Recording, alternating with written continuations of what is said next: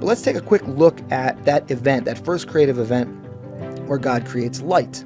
Readers who approach the text from a modern scientific perspective often ask, how could there be light on the first day when God doesn't create the sun until the fourth day?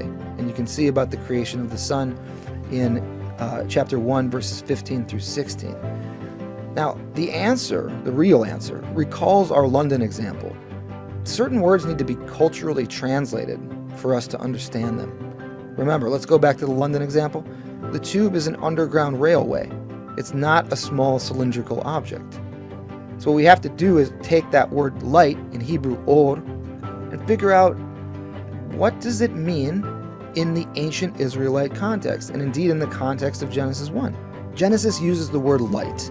In Hebrew, that's or. But it's not referring to physical photons.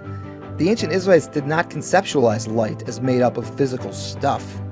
Rather, lightness and darkness are better understood as states of being. Here's what's even more important for our purposes. God calls the light day, that's Yom, and the darkness God calls night, that's Lila. When God calls into function, what God calls into function on the first day then, is the period of light and the period of darkness. When God says, let there be light, the culturally translated phrase means, let there be a period of light. That is, the first day establishes time. That's what God is making functional on that first creative act. Not light qua light, not the light that comes from the sun, but rather a period of light. That's why God calls the light day, Yom, and the darkness is called night, Lila.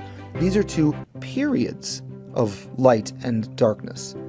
And what that means is that this is the functionalization, or God appointing periods of time. That's what the Hebrew is really saying to us. Not that God is creating light per se out of physical photons. Again, it's not a material creative act. What God is doing is separating the day from the night and appointing periods of time. This is fitting that the first thing you would do in creation is set up a timetable, is set up the idea or the concept of time. So with this first creative act, God separates. In Hebrew, that's Yavdale. God separates between daytime and nighttime. This separative activity underscores the kind of creation being performed and the kind of creation that's going to be performed throughout Genesis 1. And that is, God organizes, God arranges, God makes functional. Separation is not an act of material construction to separate two things, but rather it's the organization or the functionalization of the world. And God will continue this organizational act of separation throughout Genesis 1.